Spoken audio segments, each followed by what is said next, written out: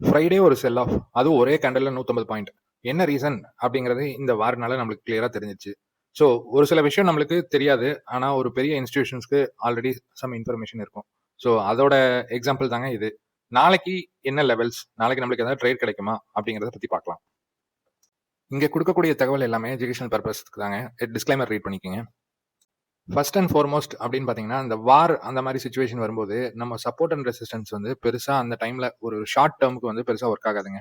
So நம்ம probability நாளைக்கு என்ன நடக்கலாம் அப்படிங்கிறத பத்தி பார்க்கலாம். ஒரு சினாரியோ 1 அப்படின்னு பார்த்தீங்கன்னா, ஒரு கேப் டவுன் ஒரு 24,930 லெவல்ல ஓப்பன் பண்ணிட்டு ஒரு ரிகவரி குடுக்கலாம். இன்னைக்கு ஈவினிங்குள்ள ஒரு ஏதாவது வார எண்டிங்க்கு உண்டான க்ளூஸ் கிடைச்சதுன்னா ஒரு ரிகவரி குடுக்கலாம். ஸோ செகண்ட் சினாரியோ பார்த்தீங்கன்னா, கேப் டவுன் ஓப்பன், அதுவும் மினிமல் கேப் டவுன் ஓப்பன். ஒரு 50 point 60 point gap down open ஆச்சுன்னா, ஒரு கன்சாலிடேஷன் மாதிரி கொஞ்ச நேரம் இருந்துட்டு ஒரு டக்குன்னு ஒரு ஃபால்.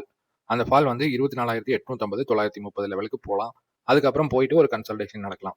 ஸோ சினாரியோ 3 பார்த்தீங்கன்னா, ஒரு குளோபல் கியூஸ் இன்னைக்கு வந்து ஒரு நல்ல கியூஸ் இன்னைக்கு நைட்டுக்குள்ள ஒரு நல்ல பாசிட்டிவ் கன்ஃபர்மேஷன் கிடைச்சதுன்னா, ஒரு ஃபிளாட் ஓப்பனா ஆயிட்டு ஒரு பெரிய ஷார்ட் கவரிங் ரேலி நடக்கிறதுக்கு உண்டான சான்சஸும் இருக்கு. ஸோ நாளைக்கு எந்த சைடு வேணாலும் மார்க்கெட் ஸ்விங் ஆகலாம். நம்ம எந்த மாதிரி மார்க்கெட் போகுதோ, நம்ம பயாஸ் இல்லாம மார்க்கெட் போற டைரக்ஷன்ல ட்ரேட் ஏதாவது கிடைக்குதா அப்படிங்கறத பார்த்து அதுக்கு தகுந்த மாதிரி ட்ரேட் எடுக்கிறதுக்கு ட்ரை பண்ணுங்க. ஸோ நம்ம இப்போ பெரிய ப்ராட் லெவல்ஸ் மட்டும் பார்க்கலாங்க. நம்ம வீக்லி ப்ரெடிக்ஷன் வீடியோவில் எக்ஸ்பிளைன் பண்ண மாதிரி டே சார்ட்ல மட்டும் தான் வச்சிருக்கேன். ஈக்குவல் ஹைஸ் ஈக்குவல் லோஸ்ல இருக்கிற மாதிரி. ஸோ நாளைக்கு ரெசிஸ்டன்ஸ் என்ன, சப்போர்ட் என்ன அப்படிங்கிறது இதுல பார்த்தா உங்களுக்கு ஒரு கிளியர் பிக்சர் கிடைக்கலாங்க. ஸோ நாளைக்கு வந்து ஒரு சப்போஸ் ஒரு கேப் டவுன் ஆகி கீழே போனா அந்த 0.786 அப்படிங்கிறது ஒரு ரீட்ரேஸ்மெண்ட், ஒரு ஹெல்தியான ரீட்ரேஸ்மெண்ட் ஏரியா. ஸோ இது வரைக்கும் அதனால தான் நான் முன்னாடி இந்த ஸ்லைட்ல சொன்னேன், ஒரு 850 930 இந்த ரேஞ்ச் வரைக்கும் போகலாம் அப்படிங்கிறதுக்கு சொல்லியிருந்தது காரணம் அதுதான். ஸோ இது வரைக்கும் வரலாங்க. வந்துட்டு ஒரு புல் பேக் கொடுத்ததுன்னா இந்த லெவலுக்கு வரைக்கும் 0.618 வரைக்கும் புல் பேக் வரலாம். ஸோ இந்த புல் பேக் நாளைக்கே வருமா அப்படின்னு கேட்டீங்கன்னா தெரியாது. அது குளோபல் கியூஸை பேஸ் பண்ணி தான் இருக்கு. ஸோ மார்க்கெட் கீழே வந்தா இது வரைக்கும் வரும், மார்க்கெட் மேலே போனா இது வரைக்கும் போகும். ஸோ அப்படிங்கிறதுக்கு நம்ம பார்த்து லெவல்ஸை ரெடியா வச்சுக்கணுங்க. ஸோ சப்போஸ் 25,250க்கு மேலே போனாங்கன்னா 320 350 வரைக்கும் போறதுக்கு நிறைய சான்சஸ் இருக்குங்க. ஸோ நான் வால்யூம் கலெக்ஷன் சொல்லியிருப்பேன். இந்த இடத்துல பார்த்தீங்கன்னா ஒரு நல்ல வால்யூம் கலெக்ஷன் இருந்தது.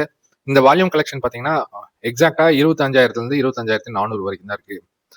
இந்த இடத்துல ஒரு வால்யூம் நிறைய இருந்ததுன்னா அதுக்கு என்ன அர்த்தம் அப்படின்னு பாத்தீங்கன்னா, இந்த இடத்துல சப்போர்ட் நிறைய கிடைக்கிறதுக்கு சான்சஸ் இருக்கு. மார்க்கெட் கீழே வர்றதுக்கு பெருசா விட மாட்டாங்க. அப்படி வந்தாலுமே அது வந்து ஒரு லிக்விடிட்டி கிராப்புக்காக மட்டும்தான் இருக்கும். ஸோ அது வந்து ஒரு நாள்ல கீழே வந்துட்டு அடுத்த நாள் மேலே போகலாம். இங்க பாத்தீங்கன்னா பட்ஜெட் டேல கீழே வந்தது, அடுத்த நாள் என்னாச்சுங்க, ஒரு பெரிய ரீபவுண்ட், அதுக்கப்புறம் ஒரு பெரிய 4% கேப் அப். ஸோ இந்த மாதிரி கீழே வந்ததுன்னா அந்த லிக்விடிட்டி கிராப்புக்கு வேண்டி தான் மெயினா வர மாதிரி இருக்கும். நாளைக்கே மார்க்கெட் கிராஷ் ஆயிருமா அப்படின்னு கேட்டீங்கன்னா கட்டாயமா இல்லை.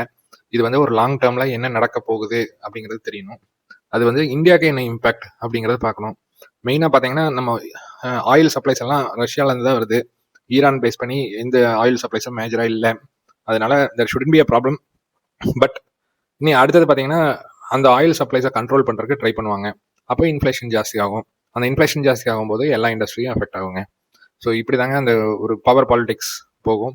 நம்ம அதெல்லாம் யோசிக்க வேண்டியது இல்லைங்க. டெக்னிக்கலா என்னன்னு பார்த்துட்டு காலையில பாக்குறோமா மார்க்கெட் என்ன பயாஸ்ல போகுதா, அந்த பயாஸ்ல ஒரு ட்ரேட் எடுத்துட்டு ப்ராஃபிட் பண்ணிட்டு போயிட்டே இருக்க வேண்டியதுதாங்க. பேங்க் நிஃப்டி பாத்தீங்கன்னா, பேங்க் நிஃப்டியோட மெயினான சப்போர்ட் ஜோன் 60,150 இருந்து 60,800 சாரி 59,800 அந்த ரேஞ்ச் வரைக்கும் ஒரு சப்போர்ட் ஜோன் இருக்குங்க. நாளைக்கு இந்த சப்போர்ட் ஜோன்ல வந்து இந்த இடத்துல ஒரு சப்போர்ட் எடுத்துட்டு திருப்பியும் மேலே போற ட்ரை பண்ணலாம். இந்த சப்போர்ட் ஜோனை கட் பண்ணாங்க அப்படின்னா 59,600 வரைக்கும் வரக்கு சான்சஸ் இருக்கு. அது நாளைக்கு இல்லை, மேபி வித் இந்த திஸ் வீக் அந்த மாதிரி வரக்கு சான்சஸ் இருக்கு. ஆனா பேங்க் நிஃப்டி ஒரு ஹெல்தியான அப் ட்ரெண்ட்ல போயிட்டு இருக்குது. ஸோ பெருசா கீழே வரும் அப்படிங்கறத நம்ம எதிர்பார்க்க வேண்டாம். எந்த இடத்துல சப்போர்ட்டை பிரேக் பண்றாங்க, எந்த இடத்துல பிரேக் பண்ணல, ரீடெஸ்ட் எடுக்கிறாங்க அப்படிங்கறத கிளியரா அப்சர்வ் பண்ணிட்டு மார்க்கெட் பயாஸ் எப்படியோ அதுக்கு தகுந்த மாதிரி நம்ம ட்ரேட் பொசிஷன்ஸ் எடுக்கிறதுக்கு நம்ம ட்ரை பண்ணலாங்க. ஸோ இன்னைக்கு கொடுத்த இன்ஃபர்மேஷன் வந்து கட்டாயமா நாளைக்கு நீங்க ட்ரேட் பண்றதுக்கு யூஸ்ஃபுல்லா இருக்கும்னு நினைக்கிறேன். நாளைக்கு எக்ஸ்பிரி வேற, அதனால லாட் சைஸ் மறக்காம பொசிஷன்ஸை கிளியரா இந்த மாதிரி பொலிட்டிக்கல் இஷ்யூஸ் எல்லாம் இருக்கும்போது பொசிஷன்ஸை நம்ம எவ்வளோ கம்மியாக வச்சிருக்கிறோமோ அவ்வளோ கம்மியாக நம்மளுக்கு கேபிட்டல்ல ப்ராப்ளம் இருக்காதுங்க. நீங்க பெரிய பொசிஷன்ஸ் ரிவர்ஸ் ஆகும், மார்க்கெட்டுக்கு ஆப்போசிட்டா பயாஸை நினைச்சிட்டு ஒரு பெரிய பொசிஷன் எடுத்து வைக்காதீங்க. அதே மாதிரி மார்க்கெட் கீழே போகும்னு நினைச்சிட்டு பெரிய பொசிஷன் எடுக்க வேணாம். ஸோ எப்படி வேணாலும் ஸ்விங் ஆகலாம்.